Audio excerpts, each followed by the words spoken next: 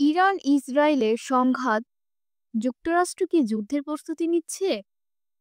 Iran ও ইসরায়েলের মধ্যে সংঘাত তীব্রতর হওয়ার মধ্যে যুক্তরাষ্ট্রের প্রেসিডেন্ট ডোনাল্ড ট্রাম্প প্রশাসন এই সংঘাতে জড়াবে নাকি এখনো কূটনৈতিক সমাধানের পথে হাঁটবে সে বিষয়ে মিশ্রিত ইঙ্গিত দিচ্ছে। প্রকাশ্যে ট্রাম্প প্রশাসন সমঝোতার কথা বলছিল।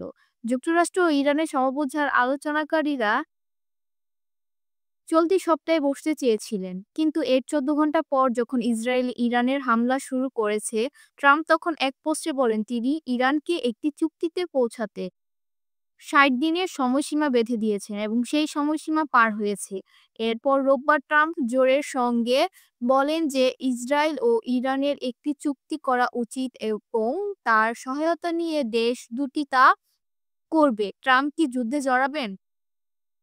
ইসরায়েলের হামলায় ইরান নাতাজ্য ইউরেনিয়ামের সমৃদ্ধকরণ স্থাপন ভূপৃষ্ঠের উপর অংশ ধ্বংস হয়েছে বলে ধারণা করা হয়েছে। এই পারমাণবিক কেন্দ্রে ইউরেনিয়াম ৬০% বিশুদ্ধতার সমৃদ্ধি করেছে, যা পারমাণবিক বিদ্যুৎ উৎপাদনের জন্য প্রয়োজনীয় ৩.৬৭% তুলনায় অনেক বেশি।